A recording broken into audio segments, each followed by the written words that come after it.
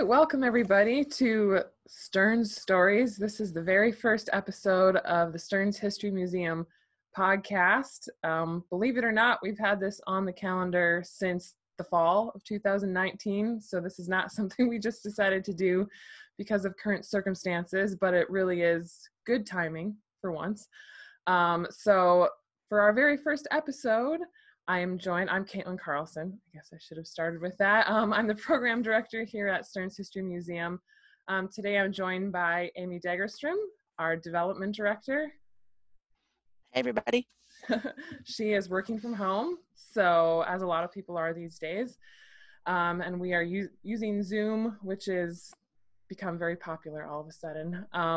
But today I thought it would be interesting to talk about why the process of keeping a journal, keeping a diary, recording your personal experiences as ordinary and everyday as they might be, are important to local historians, public historians, all historians, especially in times of extraordinary circumstances, which is what we are currently living in. So I thought this would be a cool topic to discuss and maybe get you guys thinking about, should I be recording my experiences, what I'm going through right now on a personal level, because we're all going through a lot.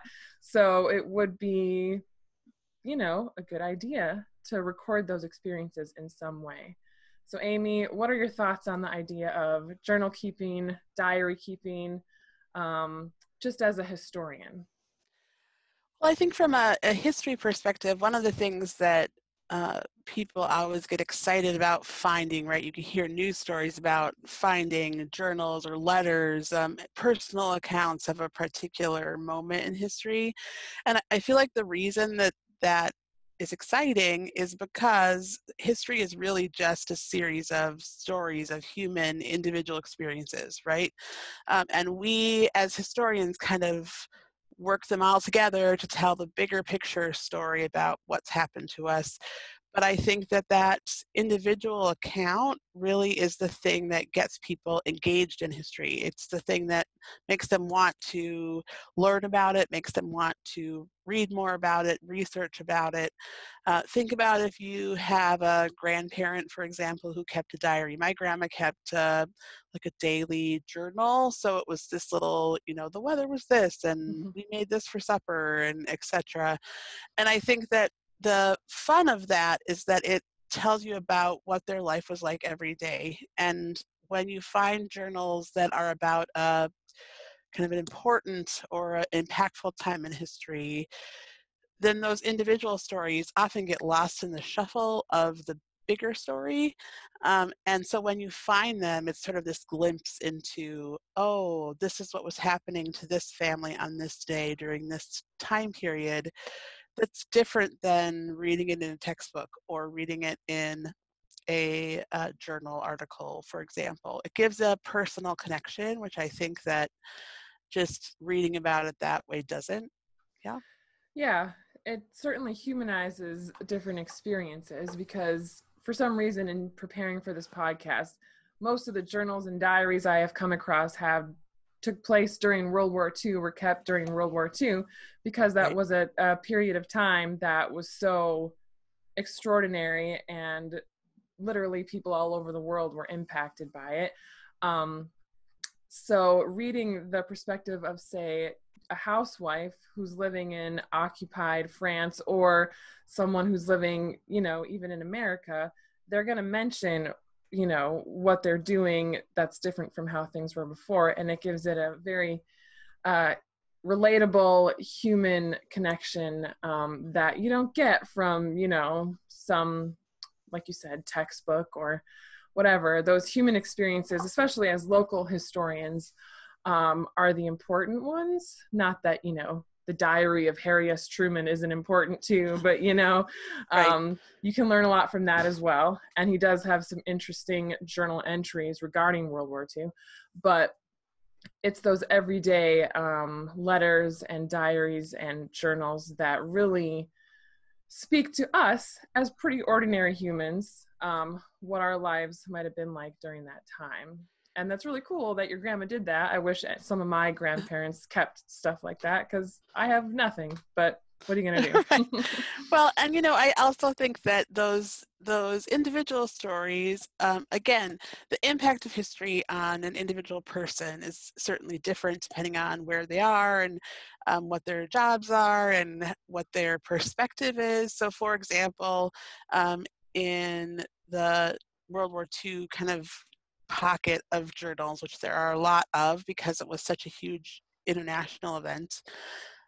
You find a lot of them certainly from soldiers and from people on the military front. There are fewer of them from people who were living on the kind of home front end of things. And so when you can find those are really fantastic because it's a different kind of story, right? The impact of the war was not any less for them. It might not have been as deadly or immediate as it was for someone on the front, but it certainly was not any less for those people living at home. It was just different. And so that differing perspective also is really wonderful when it comes to first-person accounts or those kind of primary source materials. Yeah, that's something, primary sources aren't just diaries and letters. They are extremely helpful, but primary sources are kind of what the historian needs to perform research to learn about a certain era. And it's not just diaries, it's not just journals. Can you talk about some other things that might be considered a primary source that historians use to learn about the time period that people might look at 30 years from now and think, what was it like living through this crazy pandemic? Right, sure. I mean, I think that in our time, the shift becomes what do we consider a primary source, right? So for many generations of historians, you have written documents. Those are primary sources, right? So that could be a letter or journal, diary. Could also be military orders or meeting minutes, or those kinds of things that were about things that were happening at that time.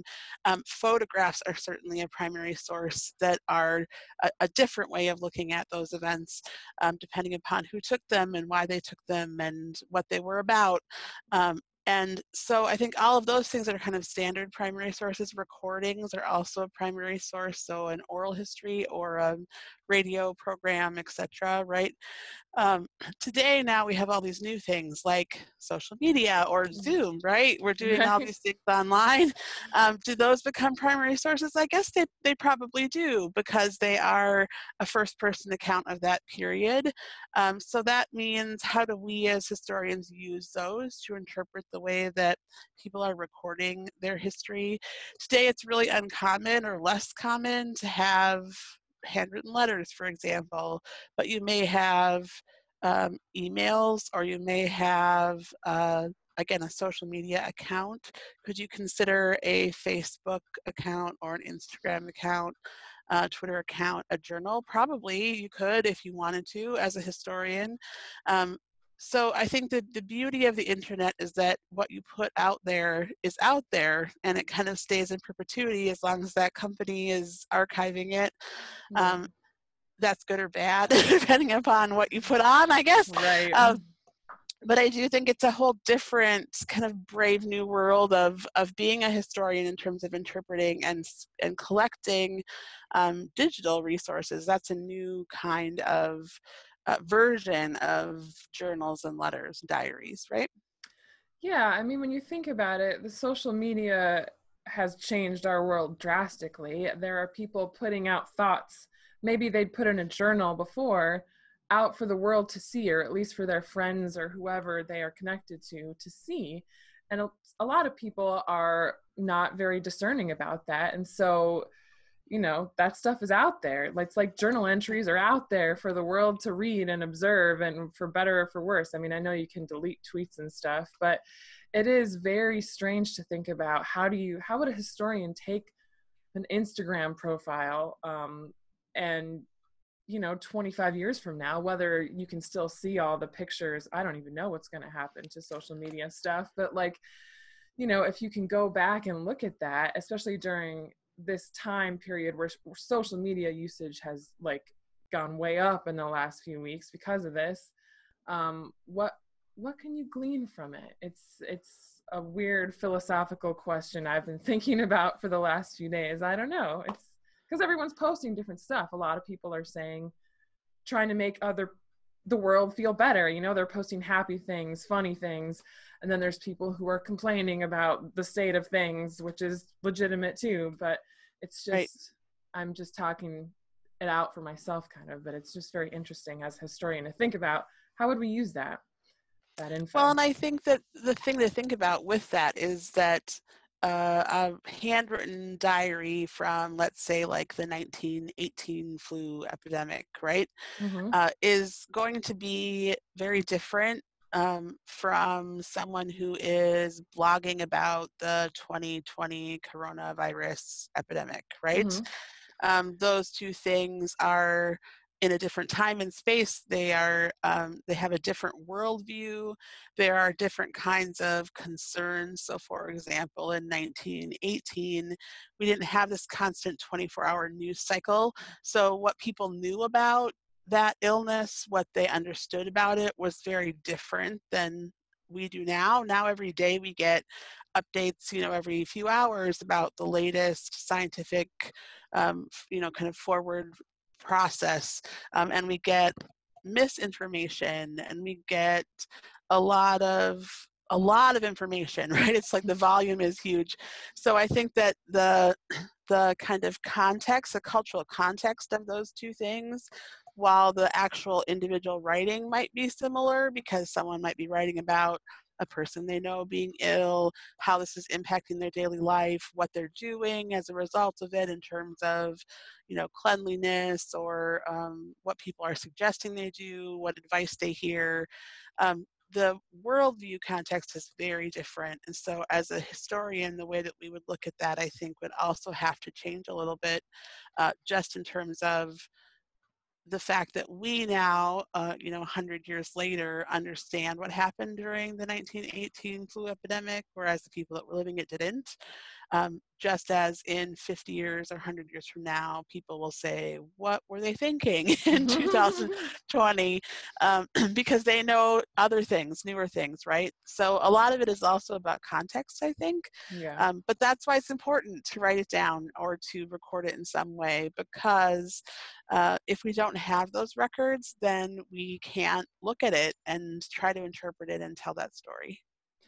Yeah, I agree. And as helpful as all this social media stuff might be, I think, I mean, if you're sitting at home, if you're bored, if you're, you know, not working right now, or you just have a lot of extra time on your hands, I think it is a good idea to, you know, take some time. Writing is not only a good idea for historians, you know, for perpetuity, but for your mental health. It just kind of helps to get that stuff out there. So, I know the Douglas County Historical Society, this is something you forwarded to me, has like a questionnaire with some really good guiding questions for, if, you know, prompts help to write.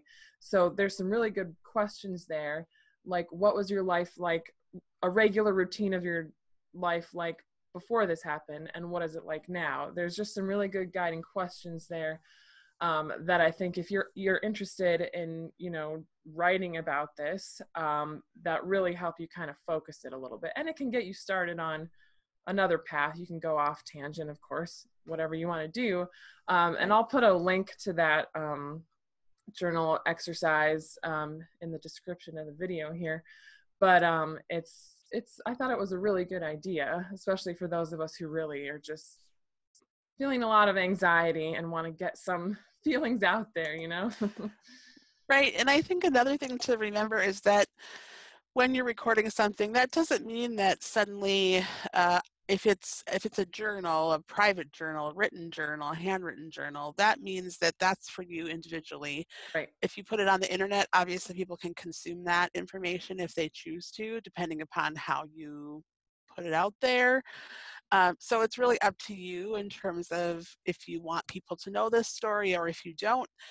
For me, I think the value of recording it goes beyond just what a historian might do with it later, but also it allows the people who are in your family to know what was happening at that time.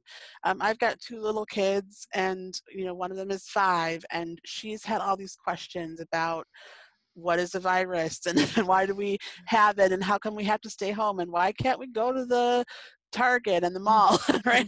And why can't I see my friends and all those things. So talking about how do you explain, or how have you been explaining to your kids what is happening, maybe even asking them some of these questions, some of these kind of guided questions. What do you think about this virus that's going on? Do you like what we're doing at home? What are we doing? Like, how are we filling our days? Because that's a different perspective too. Kids understand the world around them in a different way. There's a saying that, like, if you before 12 you have not much sense of time, right? So if you have kids that are 12 and under, talking to them about what do they think this looks like in terms of history. They don't really have a sense of history yet. It's kind of a fun conversation. It can be a different way for you to look at it too. So I think that gives you some perspective on what's important, and maybe helps you process some of your own emotions or anxiety about all of this, because there's so many unknowns. I think that's the hard part, right? Is that we don't know how long we're going to have to social distance, and we don't know how long we're going to have to be following shelter-in-place orders, et cetera, et cetera. How does that change your daily life? Those are things that are all hard to know. So part of this is also just a way to help you process it, right?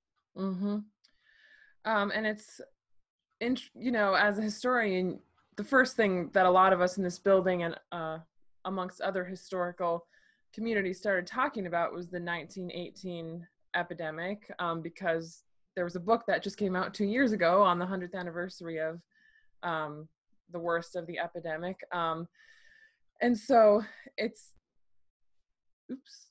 Oh, sorry. Sharing a screen. Yeah. Very good.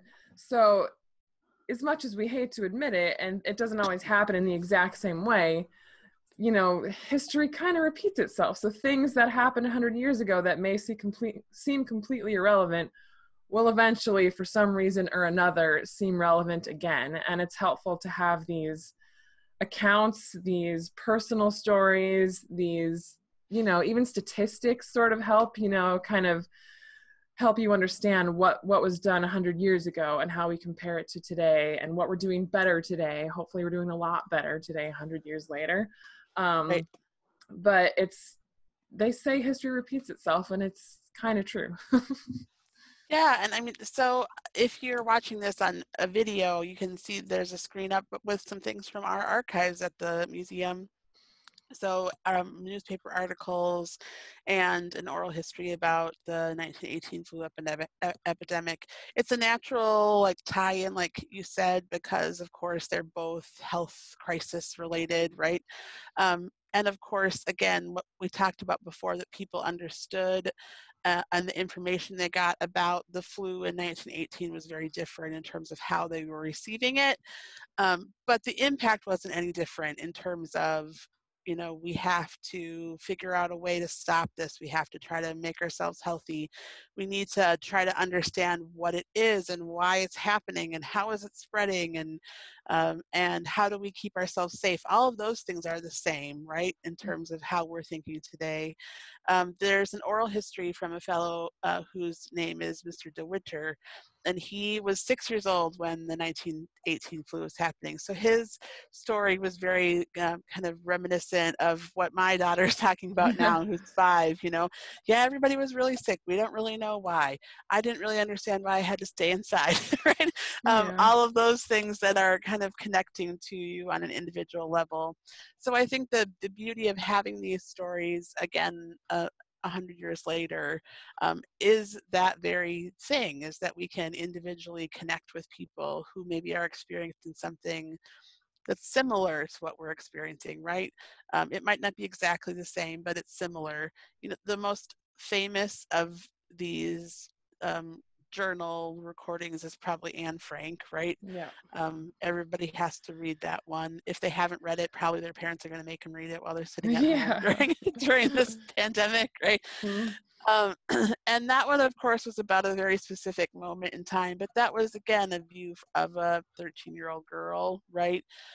That's a different view than her parents, than Mhm. her younger siblings, than the people around her. So I think, again, you don't know what what you are writing will impact somebody later. Mhm. Um, I doubt that Anne Frank was sitting in her little attic room thinking, oh, this is going to be an international bestseller and I better make sure it's good, right? Yeah. I'm sure No. she wasn't. She was just trying to get her feelings about what was happening out on paper, because it's, again, a good way to kind of remember them. I think that online blogs are probably a way that a lot of people now are going to be recording their stories. And those are things that, again, you can look back on later.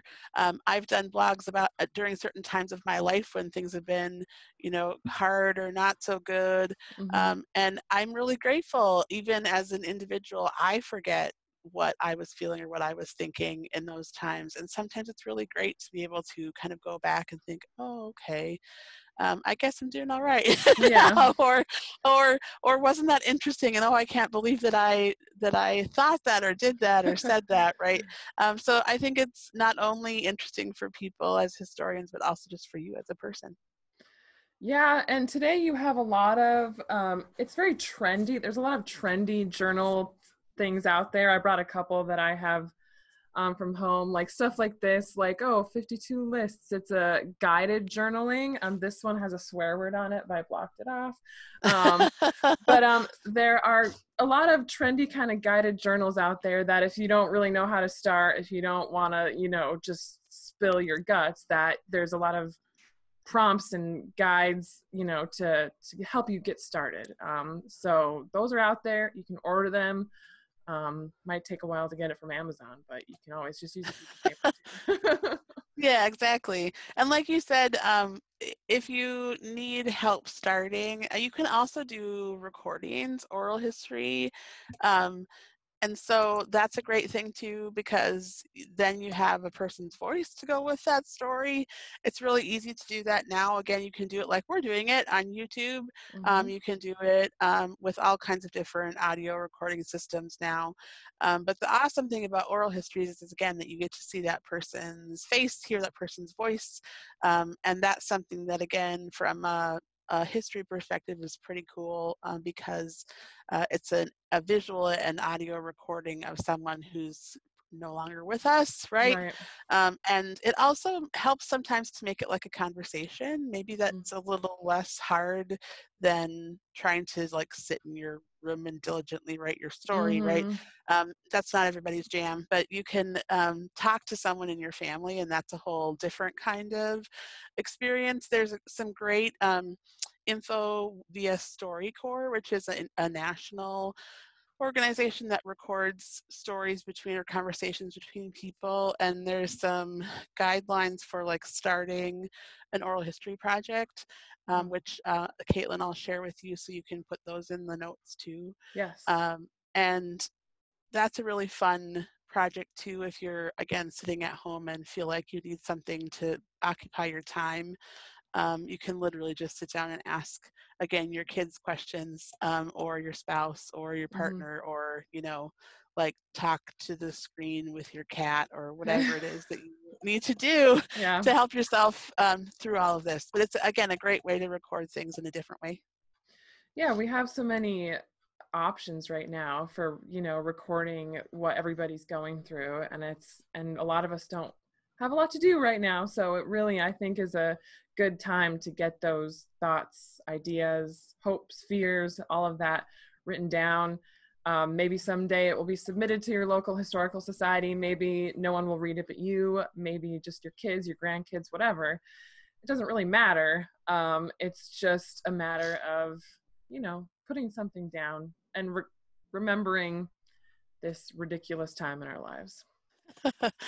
Yeah, I think, again, it's a good coping mechanism, and it's also just something that, we hope that none of us are going to live through something like this again. We hope we learn a lot of lessons from it and understand what to do if it should happen again. And again, all of those pieces are things that that are good to record. So for example, the National Archives is recording the national story. So all of the presidential decrees and the and the press conferences and all those things, those will all be recorded. And that's great, and that can provide context for people in the future. But they certainly are not recording me sitting in my house in St. Cloud, Minnesota. And so the beauty of this individual journaling or diary is that as a public history entity, the Stearns History Museum is going to be interested in those stories. They're not going to be as interested in, what President Trump said yesterday, but they are going to be interested in, what the person living in Rockville or Cold Spring or Bruton was doing while this was going on. So that's why we're asking you all to think about it and to think about moving forward, sharing that with us in the archives. Yeah, so it's important, and that's why we decided to talk about it today. For our next episode, I think we're going to keep it a little bit lighter. We have beer on the agenda, so that's the topic for the next one. But thank you, Amy, for joining me today. I'm sure we'll be seeing you again. If you want to subscribe to the Stearns History Museum on YouTube, just hit the subscribe button or give us a thumbs up. If you have questions, you can write it in the comments. We're also on Instagram and Facebook, and our website is stearnshistorymuseum.org. So you can find us in several places right now, and we are attempting to increase our digital content so that we stay connected with you, our audience, while all of this is happening, because we don't know when it's going to end. So thank you so much for tuning in, and we will see you next time.